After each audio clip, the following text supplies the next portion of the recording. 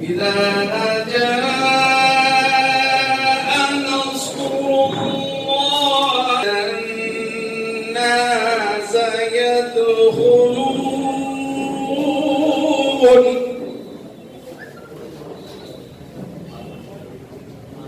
ورأيت الناس يدخلون। तमाम जिम्मेदारान, मैं नाम लेने में वक्त जाया करने के बजाय सबको इस प्रोग्राम में इस्तेमाल करता हूँ। अस्सलाम वालेकुम, जय भीम, जय भीम। अजीज तरीन साथियों, आज हमने ये प्रोग्राम जो मुनाफिद किया है, ये प्रोग्राम कई महीनों के बाद हुआ। मार्च के महीने में लॉकडाउन होने के बाद मैं समझता हूँ इसी हॉल में एक 2-3 मीटिंगें हमने ली थी, मगर चूंकि पैंडेमिक का हिदायत थे, गवर्नमेंट के डायरेक्शंस थे, कोई इस किस्म की मीटिंग मुनाफिद नहीं की थी। आज भी हम ये मीटिंग मुनाफिद कर रहे हैं, तो मैं समझता हूँ जहां तक हो सके हमने इन तमाम चीजों की एहतियात करना चाहिए जो पैंडेमिक की वजह से होगी। आज के प्रोग्राम के 2-3 मकासद हैं। मैंने बगैर किसी तबीब के माइक में हाथ पे ले लिया। मकसद यह है कि मीटिंग को जिन मकासद के लिए अरेंज किया गया वो आप तक पहुंचाई जाए। मार्च के महीने में लॉकडाउन स्टार्ट हुआ, हमने उसके बाद से सियासी सरगर्मियां जो कुछ थी, सियासी मूवमेंट्स को कम कर दी। उससे पहले मैं अपने साथियों के साथ ये तय किया था कि हफ्ते में 3 दिन बाहर और 3 दिन औरंगाबाद शहर में रहना चाहिए। उसके पीछे मकसद ये था कि हमारे पास अप्रैल में कॉर्पोरेशन के चुनाव होने वाले थे, वो सब आगे बढ़ चुके। इस दौरान मुझे 2-3 महीने काम करने का मौका मिला। मुख्तलिफ अजला से हमने दौरे किए, साथियों से मुलाकातें की और महाराष्ट्र की मुख्तलिफ डिस्ट्रिक्ट में जाकर वहां की बॉडीज को नॉमिनेट किया, समझने की कोशिश की। आज की इस मीटिंग में पहला मुद्दा तो यह है उन तमाम साथियों को सम्मानित किया जाए, उन तमाम साथियों को एजाज दिया जाए जिन्होंने कोरोना वायरस पैंडेमिक के जमाने में बेहतर अंदाज में खिदमत अंजाम दी। यकीनन ये शहर की जनता, महाराष्ट्र की जनता, हिंदुस्तान के अवाम काबू मुबारकबाद है, उन्होंने आगे बढ़कर खिदमत की। मगर यहाँ पर हम उन साथियों को सम्मानित करने जा रहे हैं जिन्होंने मजलिस इत्तेहादुल मुस्लिमीन के कायद बैरिस्टर असदुद्दीन अवैसी के आवाज पर इम्तियाज जलील साहब की क़ियादत में काम किया। यकीनन इस शहर में बहुत सी तंजीमें हैं, बहुत सी जमातें हैं, बहुत से अफराद हैं जिन्होंने खिदमत का काम अंजाम दिया है। हम अल्फाज के जरिए उनकी सताइश करते हैं, उनका इस्तेमाल करते हैं, मुबारकबाद पेश करते हैं। तो आज हमने तय किया है कि जिन साथियों ने मजलिस इत्तेहादुल मुस्लिमीन के बैनर के तहत एक सियासी पार्टी का जिम्मेदार वर्कर होने की हैसियत से कोविड-19 के मसले पर फूड किट्स की तकसीम का काम, एक जिम्मेदारी का काम था। मुस्तहक़ीन तक अनाज पहुंचना जरूरी था। ऐसी बात भी सामने आ गई थी कि कुछ लोग आपके पास से किट हासिल कर स्टॉक कर रहे थे, वो मुस्तहक़ नहीं थे। हमारे इन साथियों ने इस बात की कोशिश की कि मुस्तहक़ीन तक अनाज का किट पहुंचाया जाए। मैं यहाँ पर खास तौर पर हमारे कायद खासदार इम्तियाज जलील साहब का जिक्र करना चाहता हूं। जब हमारी गुफ्तगू हुई तो हमारे जहन में खिदमत का मामला था, जरूरियात जिंदगी का सामान देने की ख्वाहिश थी और कोशिश की हमने। मगर इम्तियाज जलील साहब का, बघेल साहब का सबका कहना था कि गवर्नमेंट के मशीनरी को काम पे लगाया जाए। ये इम्तियाज जरूरी था जिसने डिस्ट्रिक्ट सरबराह ऑफिसर के अकल को ठिकाने आया और इस बात की कोशिश की कि आम जनता तक public distribution system fair price का राशन पहुंच सके।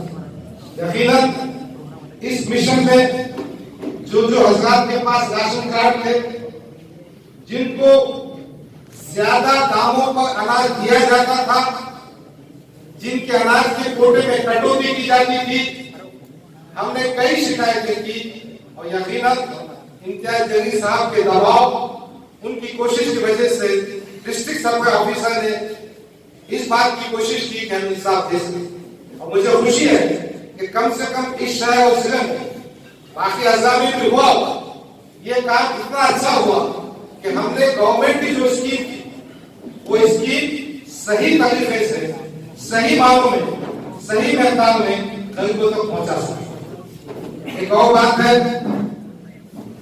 कि मैं आपको एक बात और कहना चाहता हूं। जैसे ही पैंडेमिक का मसला डिक्लेयर हुआ, हमारे कायद बैरिस्टर असदुद्दीन अवैसी ने, जिनको इस शहर से खास मोहब्बत है, 1000 किट का बंदोबस्त किया।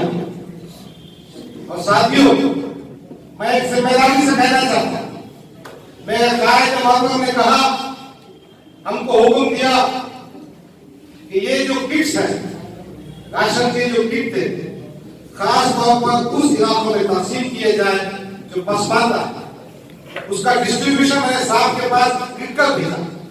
रमीसरवाड़ी का एरिया था, नागेगांव का एरिया था, परेगांव का एरिया था, कुछ अपने वार्ड के किराट हुआ इधर उधर के, वहां पे हमने किट तकसीम की।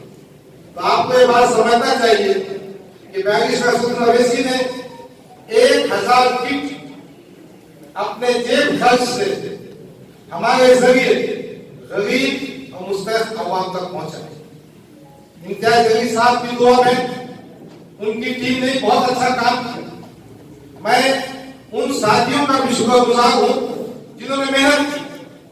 मैंने देखा जब राशन की ट्रक आती थी, वो बच्चे 50 किलो का बैग, 50 किलो का आटा उठाकर लाते थे।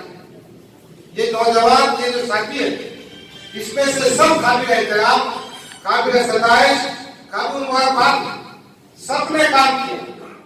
तो मेरा दिल चाह रहा था, मैंने इम्तियाज जलील साहब से भी कहा, जिसकी उन्हें इजाजत थी, कि अपने साथियों को जिन्होंने मजलिस के परचम तले बैरिस्टर असदुद्दीन अवैसी की क़ियादत में फूड किट के तकसीम का काम किया है, उनको सर्टिफिकेट दिए जाए।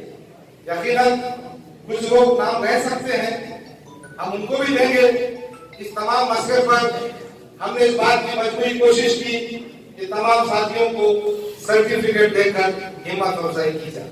तो आज पहला मुद्दा यह है कि हम उन तमाम साथियों को जिन्होंने दिलोजान से मजलिस के एजेंडे को, बैरिस्टर असदुद्दीन अवैसी की आवाज को अवाम तक पहुंचाया।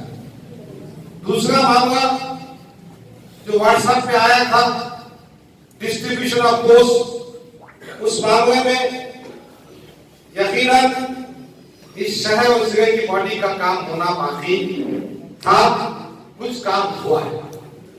हमने एक यादी तैयार की है, इम्तियाज जलील साहब से गुफ्तगू हुई है, महाराष्ट्र की भी गायक है, हमारे शहर के मेंबर ऑफ पार्लियामेंट की। यकीनन उनके मशवरे, उनकी हिदायत पे काम किया जाएगा। उस सिलसिले में मजीद तफसीलात जो होने वाला है, मेरे कायद इम्तियाज जलील साहब से कहेंगे। तीसरी बात, मैं तमाम साथियों से कहना चाहता हूं, जो कोविड से पहले हमने किया था कि हम सबको इत्तेफाक इत्तेहाद के साथ रहना होगा। हमको उन बातों को भी समझना होगा जो हमारे बीच में आकर मजलिस से फायदा उठाकर मजलिस को नुकसान पहुंचा सकते। देखिए, पार्लियामेंट के चुनाव में तकरीबन 17 आजाद उम्मीदवार थे। इन्होंने हमारे वोटों को, हमारे इतिहास को नुकसान पहुंचा। सेंट्रल का इंतजाम हो, नासिर भी गवाह, मैं उम्मीदवार था, मैं गवाह। हमारे वोट काटने के लिए बाहर के लोग तो साजिश करते, कुछ अफराद जो मजलिस का चोगा पहनकर भी नुकसान पहुंचाते, उनको भी समझता। मजलिस की पार्टी के अहकाम, बैरिस्टर सुलरवीसी का फैसला, इम्तियाज अली का फैसला, सबको काबिल कबूल करना। इम्तियाज भाई, हमने मिसवार में कोशिश की थी कि उस वार्ड में जितने इच्छुक उम्मीदवार थे सबको जमा किया और सबसे कहा था कि टिकट मांगिए, ओला मांगिए, मगर जब पार्टी का फैसला हो जाएगा तो सबने मुत्तफिक होकर उस उम्मीदवार का साथ देना चाहिए, क्यों तो वो उम्मीदवार के जरिए उन लोगों की हौसला अफजाई और हिम्मत अफजाई करने के लिए सर्टिफिकेट डिस्ट्रीब्यूशन प्रोग्राम रखा है। हमारे बीच मौजूद मौलाना महफूज रहमान साहब, भुसावल से आए हुए हमारे फिरोज भाई, मजलिस इत्तेहादुल मुस्लिमीन के हमारे तमाम साबिका कॉर्पोरेटर्स, मजलिस के जिम्मेदारान और मजलिस की सबसे बड़ी ताकत आप तमाम नौजवान।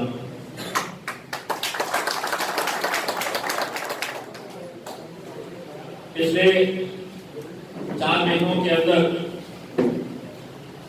हम सब ने देखा है कि किस तरह के हालातों से हम गुजरे हैं। मैं कुछ दिन पहले एक मीटिंग के सिलसिले में दिल्ली गया था और 1 हफ्ता पहले मैं मुंबई गया था और वहां के दोनों शहरों की जब हालत देखा, यहाँ पे ऐसा लॉकडाउन है, और जब वापस औरंगाबाद शहर के अंदर आया और देखा कि कैसा लॉकडाउन है, तो लोग जब पूछे कि औरंगाबाद से खत्म हो गया है, तो मैं लोगों को यही कहता हूं, कोरोना का डर नहीं है, क्योंकि हमारा यकीन हमारे रब के ऊपर है। इतनी एहतियात हमें करनी चाहिए।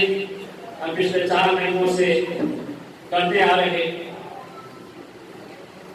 और यकीनन अपने आप को महफूज रखने के लिए, अपने घर वालों को महफूज रखने के लिए जो भी प्रिकॉशनरी मेजर्स जिसे कहते हैं वो हम लेते आए हैं और इंशाल्लाह आगे भी लेते रहेंगे। मुझे खुशी इस बात की है कि आपने मुझे जिस यकीन और जिस भरोसे के साथ औरंगाबाद जिले का खासदार बनाकर हिंदुस्तान के पार्लियामेंट के अंदर भेजा है। मैं जब भी औरंगाबाद में सरकारी अधिकारियों के साथ मीटिंग होती, हर सोमवार 11 बजे तमाम जितने भी वरिष्ठ अधिकारी हैं उन अधिकारियों की और पदाधिकारियों की एक मीटिंग कलेक्टर ऑफिस के अंदर होती है। मैं वाहिद एक ऐसा नुमाइंदा हूं जो शुरुआत से अगर आवाज उठाता रहा तो मेरे गरीब पान टपरी वालों के लिए, रिक्शे वालों के लिए, होटलों वालों के लिए, कारोबार करने वाले छोटे मोटे जितने भी लोग थे उन लोगों के लिए आवाज उठाता रहा। एक तरफ वो लोग थे जो बार बार ये कहते थे कि अभी कोरोना खत्म नहीं हुआ है, आप खोलने की बात कर रहे हैं। मैं उन्हें यही कहता था कि अगर लोग आप इस वजह से लॉकडाउन कर रहे हैं कि कोरोना से लोग मर जाएंगे, तो हम यहाँ पर एसी कैबिन के अंदर बैठकर ये फैसला कर सकते हैं, क्योंकि हमारे घर भरे हुए हैं, तमाम अधिकारियों के घर भरे हुए हैं, लेकिन वो लोग जो दिन में मेहनत करके रात में जिनके घर का चूल्हा जलता है उन लोगों के बारे में फिक्र कौन करेगा। इन 4 महीनों के अंदर जो औरंगाबाद के नौजवानों ने, बुजुर्गों ने, हमारी माएं और बहनों ने जिस तरह का काम किया, यकीन मानिए मैं आज लोगों को ये कहता हूं कि सिर्फ जब ये कोरोना शुरू हुआ था तो ये इल्जाम लगाया जा रहा था कि ये कोरोना शुरू हुआ है, कोरोना फैला है और कोरोना की वजह अगर कोई है तो वो मुसलमान है, क्योंकि ये कोरोना जिसकी वजह से फैला है वो तबलीगी जमात है। ये 1 महीने तक जो पूरे मीडिया के ऊपर जब खोले 24 घंटे हमें इस तरह से पेश किया जा रहा था कि यानी कि दुनिया के अंदर जो कोरोना फैला है वो मुसलमानों की वजह से फैला है। लेकिन काबिल मुबारकबाद है यही कौम के लोग जो जब सड़कों के ऊपर निकले, ट्रेनों को रुकाए, बसों को रुकाए, गाड़ियों को रुकाए और खाने पीने का जब इंतजाम किए, उन लोगों ने न ये देखा कि ये कौन है, ये देखे नहीं कि हम जिसे अनाज दे रहे हैं वो किस जात का है, हम जिसे मदद कर रहे हैं उसका मजहब क्या है। जब पूरे लोग और पूरे हिंदुस्तान के अंदर आप देखेंगे बहुत सारे ऐसे बड़े बड़े लोगों ने सोशल मीडिया के ऊपर डाला है इस बात को कि अगर इस महामारी के दौरान अगर सबसे ज्यादा और सबसे अच्छा काम किसी ने किया है तो मुसलमानों ने किया।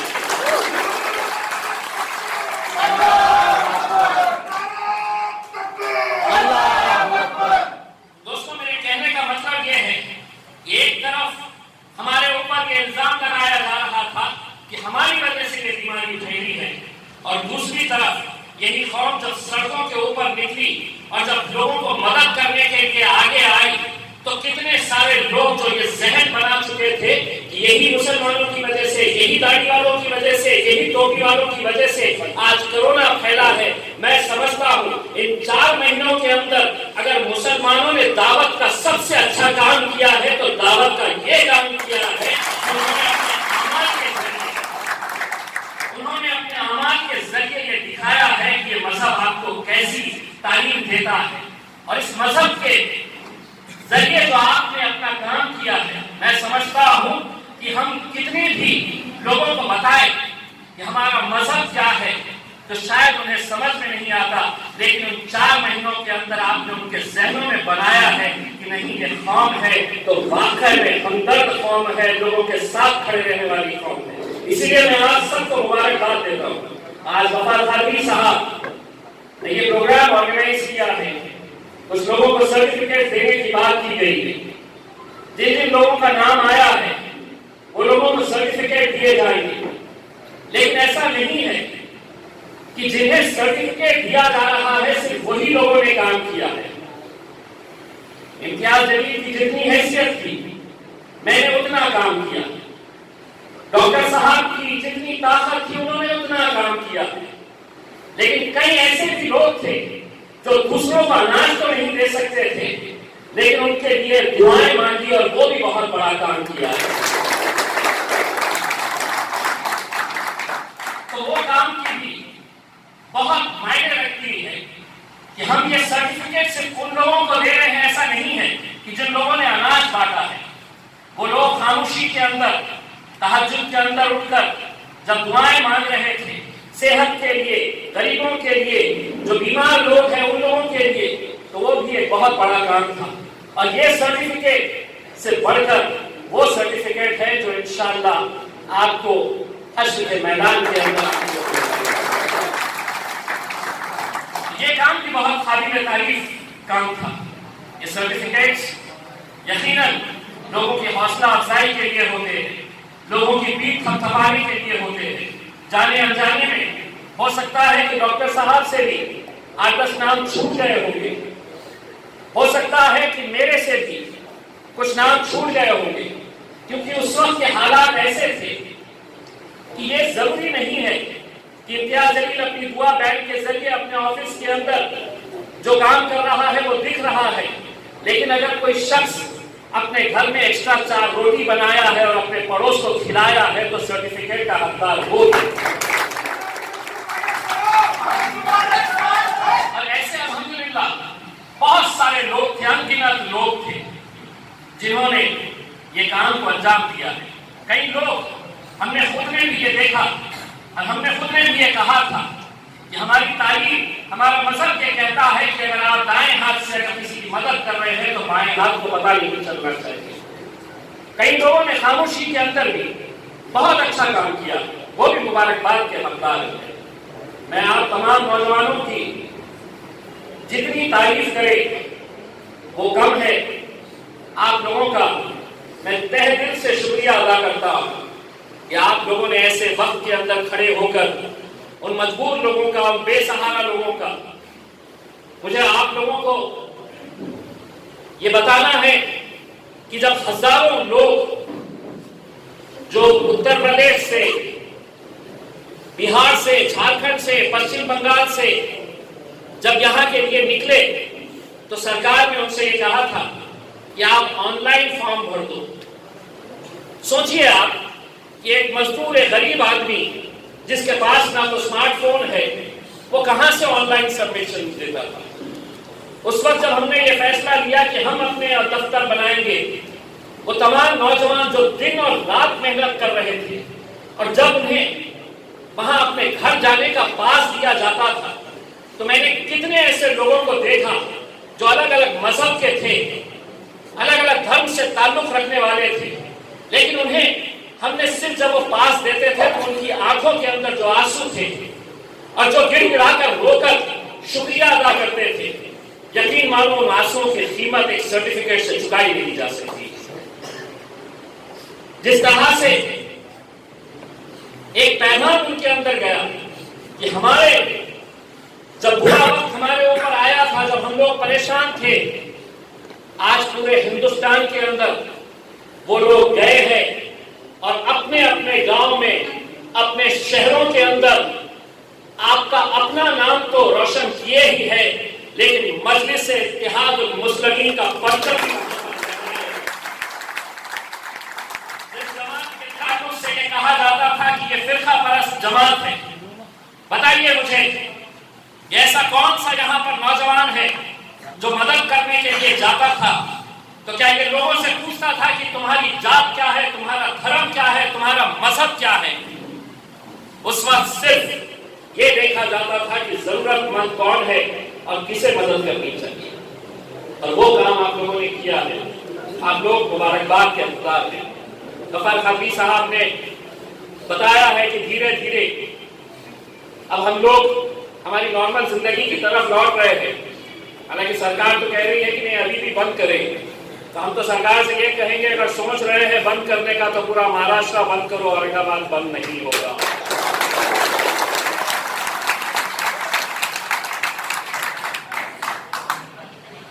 हुकूमत आपकी होगी वहां पर, लेकिन सरकार यहाँ पर।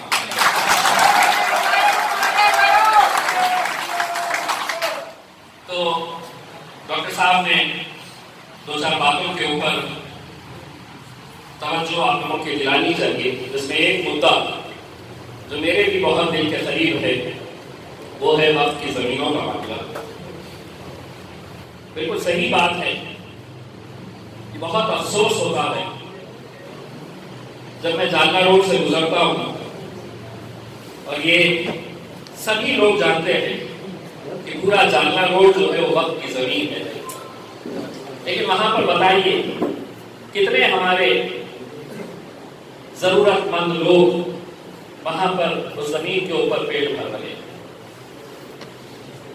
आप लोगों को मालूम होगा कि क्रांति चौक के ऊपर जब हमने आंदोलन किया था, ये जानते हुए वक्फ बोर्ड के पूरे अधिकारियों को हमने लेकर गए थे वहां पर, वहां से बोर्ड उखाड़ कर फेंका था, हमारे पूरे कॉर्पोरेटर्स हमारे साथ में थे, पूरे कॉलम तोड़ डाले थे ढके साहब ने गिरा के। तो हर चीज करने के बाद हमारे हिस्से क्या लगा?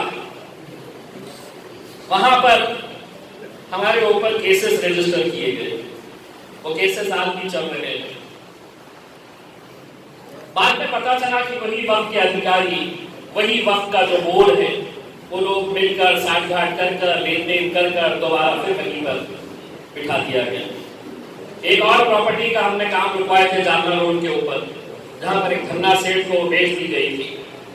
मुझे फख्र है इस बात का कि 48 घंटों के अंदर मैंने वो काम रुकवाया था। ये कहा था कि अगर नहीं रोके,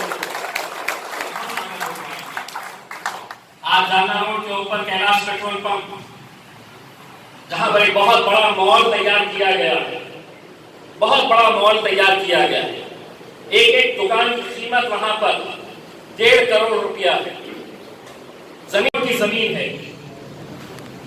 हमारे सामने दो बातें हैं, या तो अपनी इस जायदाद को लुटता हुआ देखे और खामोश बैठे, या एक ताकत बनकर खड़े रहे और लड़े।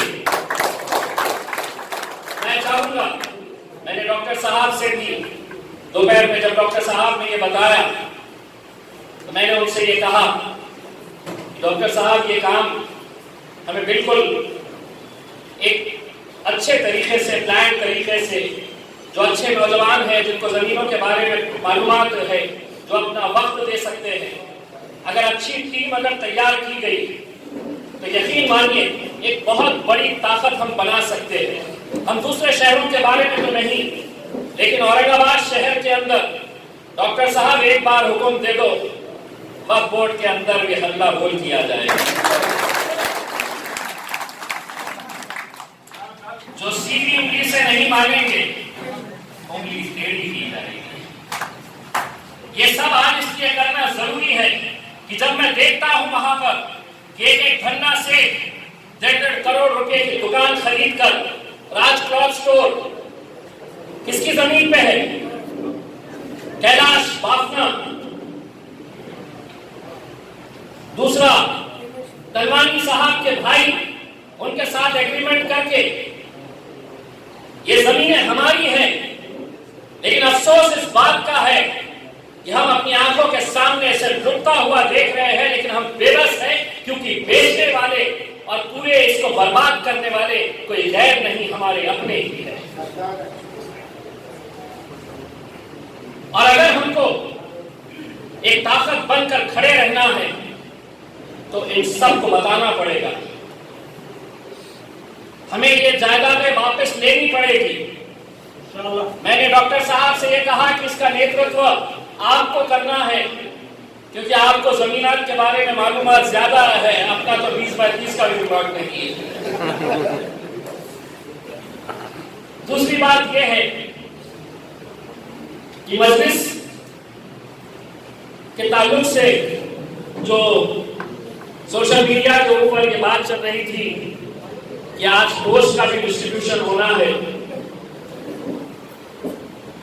नदीम हमदानी साहब पकड़ लेकर डांस करना शुरू कर दिए थे।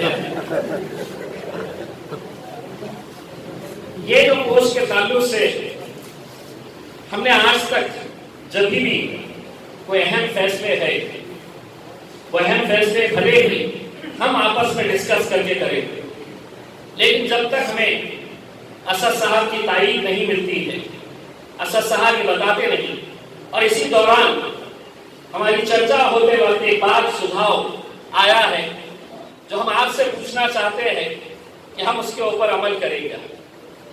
कि अगर आज हम पोस्ट दे दे किसी को, 4 महीने के बाद अगर इलेक्शन होना है महानगर पालिका और वही पोस्ट होल्डर कहा कि मुझे भी टिकट देना है, तो हम ये सोच रहे हैं जो पदाधिकारी, हम ये सोच रहे हैं कि जो पदाधिकारी पोस्ट लेगा वो टिकट नहीं लेगा।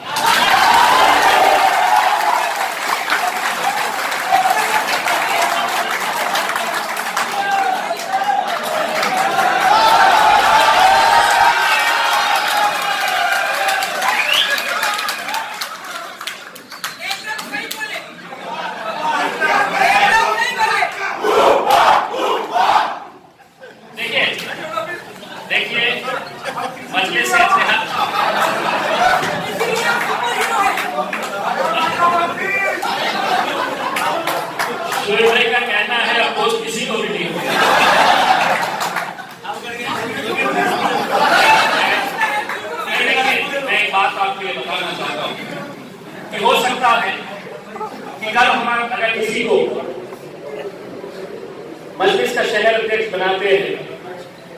या जिला अध्यक्ष अगर हम बनाते हैं तो उस शख्स को ये बात समझनी चाहिए कि एक कॉर्पोरेटर से कहीं ज्यादा पावरफुल वो पोस्ट है जो वो होल्ड करेगा। लेकिन अगर सभी ने कहा कि नहीं, पोस्ट भी मुझे ही मिलना और टिकट भी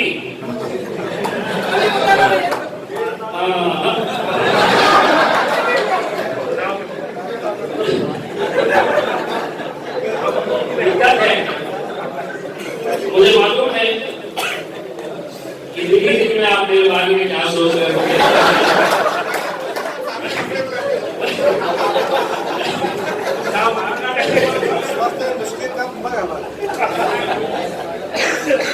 अगर ये फैसला लिया नहीं गया है, लेकिन अगर मेजॉरिटी अगर इसकी तारीफ में है तो हाथ ऊंचा करके ताली बजा दे।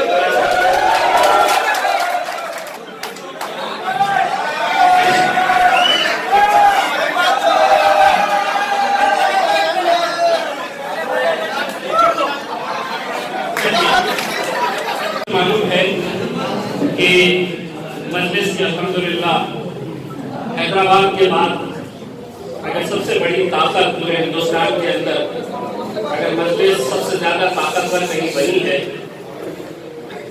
तो मेरे ये गरीब नौजवानों की वजह से औरंगाबाद शहर के अंदर आप लोगों की मोहब्बत है, आप लोगों का ही जज्बा है और आप लोगों की ताकत है। ये ऐसी ताकत आप लोगों ने सामने पेश किए हैं कि जहां पूरे मुल्क के अंदर लोग सोच नहीं सकते थे कि एक खासदार महाराष्ट्र से चुनकर आ सकता है, तो आप तमाम लोगों की वजह से आपने उसको भी मुमकिन कर दिया। इस ताल्लुक से सलीम सहारा साहब मायूस मत होइए। मैं इसके बारे में थोड़ा सा हम और इसके बारे में डिस्कस करके डॉक्टर साहब की इजाजत अगर रही तो इंशाअल्लाह हम कोशिश करेंगे कि एक हफ्ते के अंदर औरंगाबाद की बॉडीज भी हम डिक्लेयर कर देंगे। लेकिन जिस तरह से डॉक्टर साहब ने मिसरवाड़ी की एक मिसाल दी है कि मानने वाले बहुत हैं और मानना भी चाहिए, इसमें कोई बुरी बात नहीं है कि मैंने मेहनत की है, मैं लाया हूं इस पोस्ट के लिए, मुझे मिलना चाहिए। लेकिन जो मिसरवाड़ी के तमाम कैंडिडेट्स ने जिस बात का मुजाहरा किया, मैं चाहूंगा आप लोग भी, नाराजगी होती है, लोगों को लगता है कि नहीं इसे मिलना चाहिए था, लेकिन वही पार्टी आगे बढ़ती है जो अपने खायद को खायद मानकर चलती है।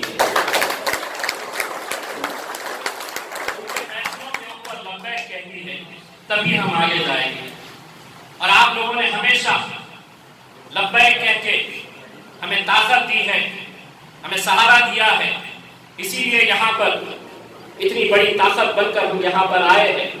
ये आप लोगों को तय करना होगा कि पार्टी जिस किसी के ऊपर हाथ रखेगी आप सबको लब्बैक कहना होगा।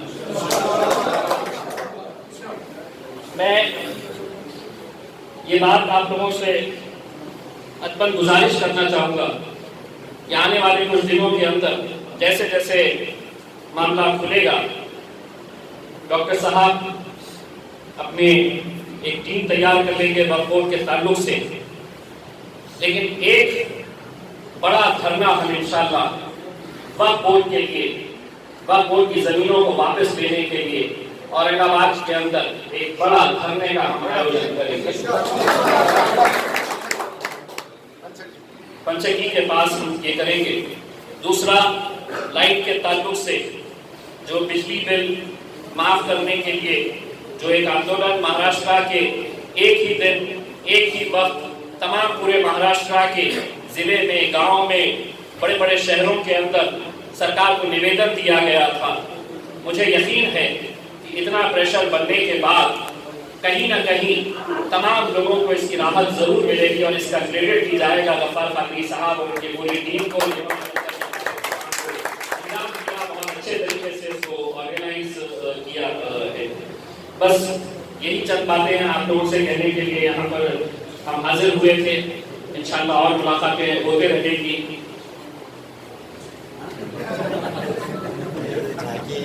कुछ देर पहले जिनके चेहरे खिले हुए थे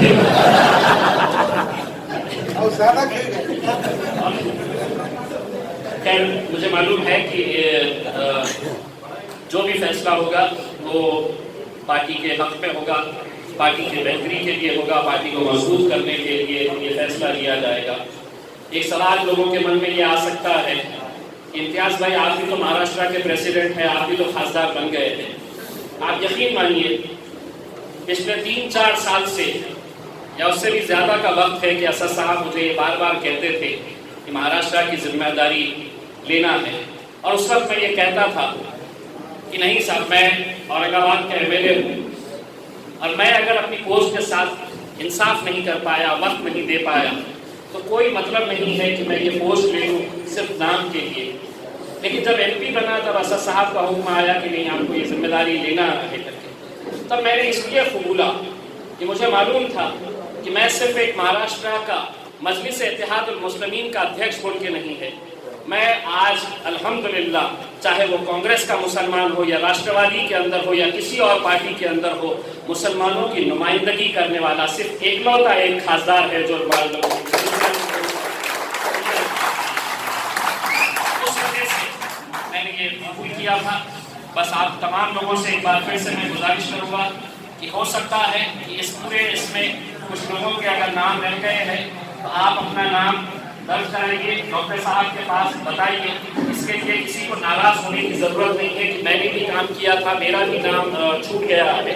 मकसद सिर्फ यही है, आप तमाम लोग इसके हकदार हैं मुबारकबाद के। आप सभी को बहुत बहुत एक बार फिर से मुबारकबाद पेश करता हूँ। बहुत बहुत शुक्रिया। अरे इधर आए, थोड़ा सरको भैया फोटो। दौलत पटेल बोरगांवकर भाईजीपुरा, सलीम दौलत पटेल बोरगांवकर भाईजीपुरा, शाहनवाज खान अब्दुल रहमान खान हैदर कॉलोनी, शाहनवाज खान अब्दुल रहमान खान,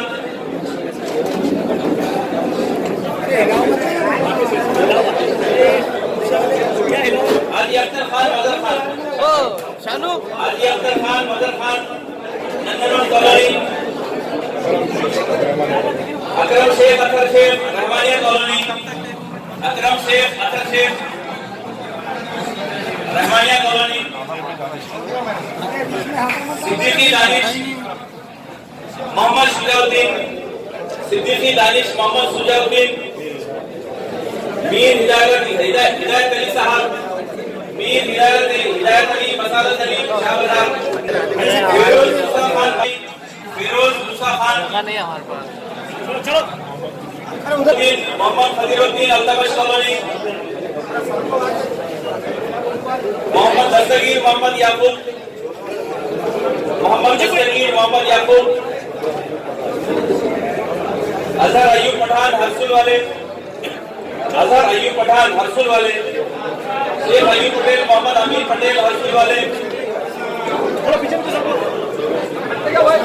जनाब बिलाल अली साहब, जनाब इम्तियाज अली साहब, सब पीछे आएंगे जाएंगे तो सब आ जाते हैं पीछे सर को। फराज सिद्दीकी, इधर देखो बिलाल देखो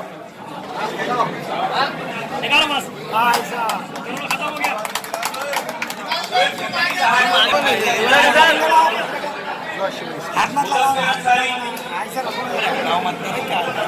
सब जोश जोश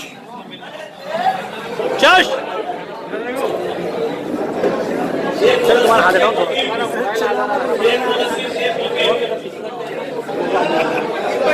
चाचा तुम्हारा हाथ हटाओ प्लीज, न्यूज़ पे लगेगी वीडियो। इधर आ जाओ, ना फोटो नहीं आ रहे ना। नसीर खान, चलो नंबर लगाओ पीछे। अब्दुल मोहिन खान, राके खान, आ जाओ चलो हट जाओ। अजीम पटेल लियाकत पटेल कोरिडोर कॉलोनी, चलो अजीम पटेल लियाकत पटेल, उधर से अरे कौन है भैया? जाओ जाओ जाओ जाओ एक्स-कॉर्पोरेटर विकास शेट्टी, विकास शेट्टी, चाचा अब्दुल हसन अली अय्यूब अली हाशमी, भाई भी कुरैशी है इधर देखो मुस्लिम कुरैशी, मुझे कुरैशी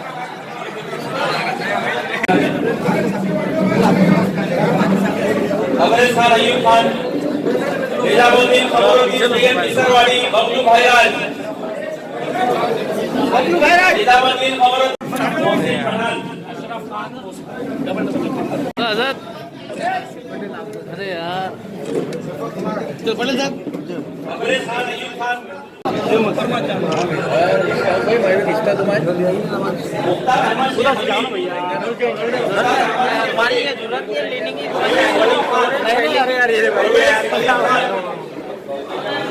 डॉक्टर मोहम्मद जियाउद्दीन, डॉक्टर मोहम्मद जियाउद्दीन, थोड़ा पीछे हट जाएंगे तो अच्छा हो जाएगा इमरान खान, मोबाइल हजार इमरान खान,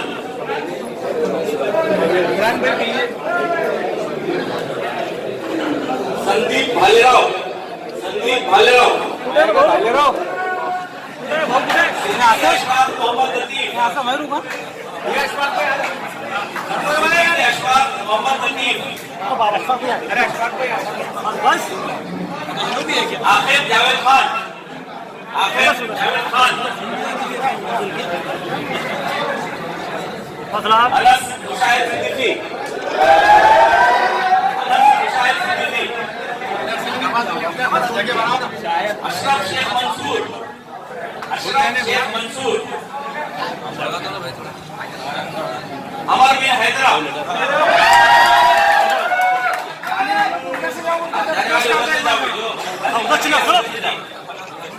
चल ले बस चल चल चल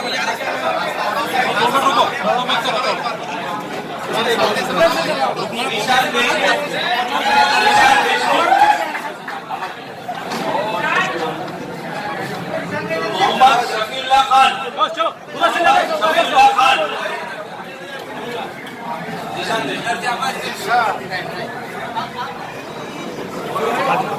मोहम्मद शफीउल्लाह खान, अफान मोहिउद्दीन, अफान मोहिउद्दीन, शेख अजीम नजमुद्दीन, शेख अजीम, अजीम बाबू अरे बाप चलो अजीम बाबू अजीम अरे सीधा काट रहा है चल शेख अजीम नजमुद्दीन, हाशिम हैदर,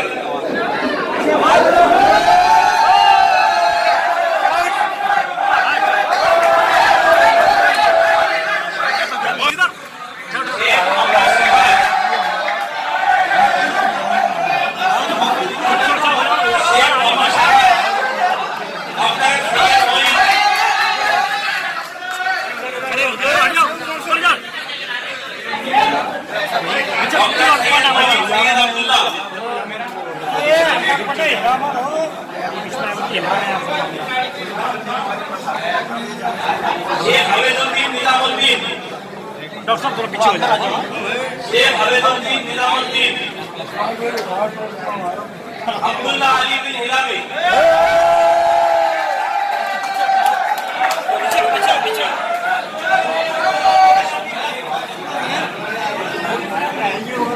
अब्दुल्ला अली बिन हिलामी,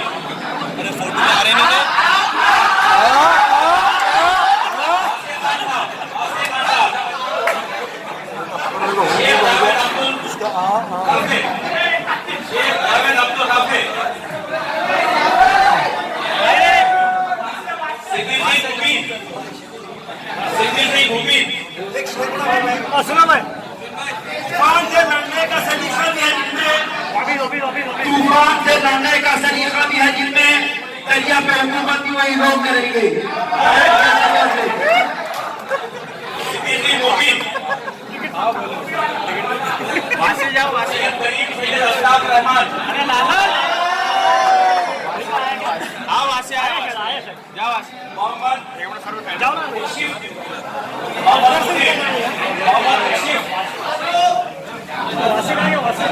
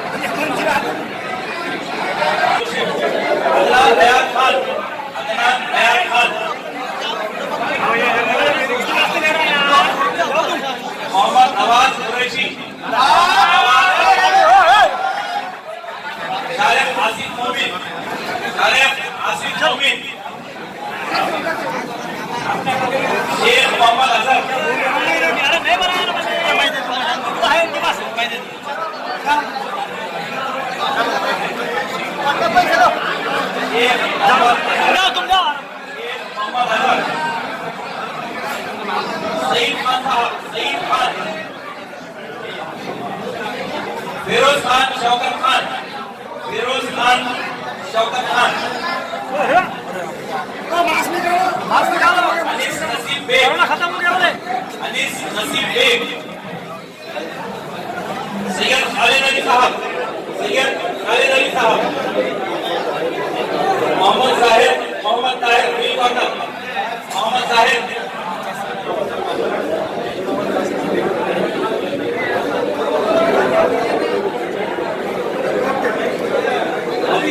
मजीद पटेल नारेगांव, मजीद पटेल नारेगांव, तुम्हारे मोबाइल पर शेख अब्दुल समीर अब्दुल सत्तार रंगीपुरा, शेख अब्दुल समीर रंगीपुरे वाले, शेख मिराज शेख सिराज शाहबाद, शेख मिराज शेख सिराज,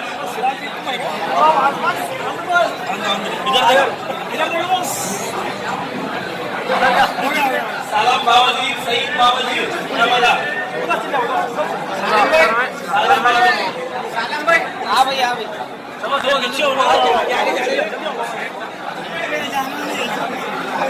रोहित जगताप,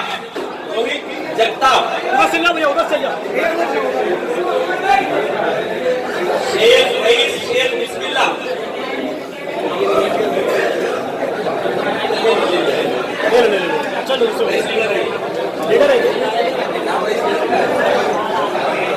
आमिर खान इस्माइल खान संजयनगर, आसिफ खान अनवर खान नारेगांव, शेख अशफाक शेख कपूर, तुम्हारा Sheikh Ashfaq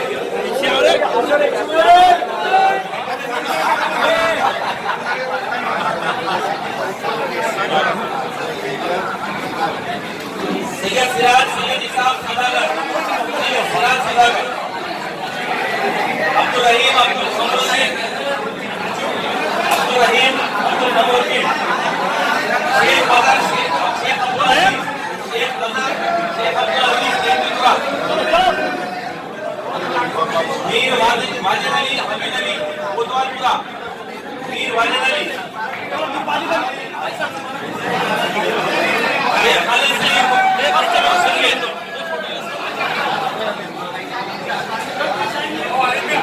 Khalid Salim, Sheikh Alim Salim,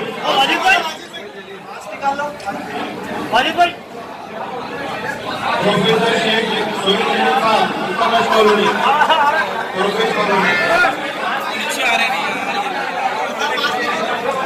Wasim Sheikh Rahman colony,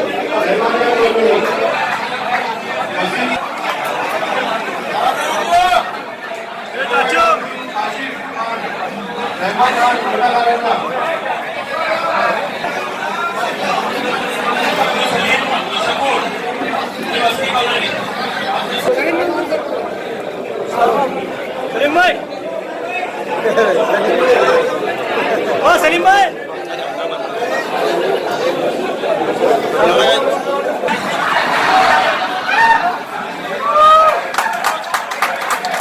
video photo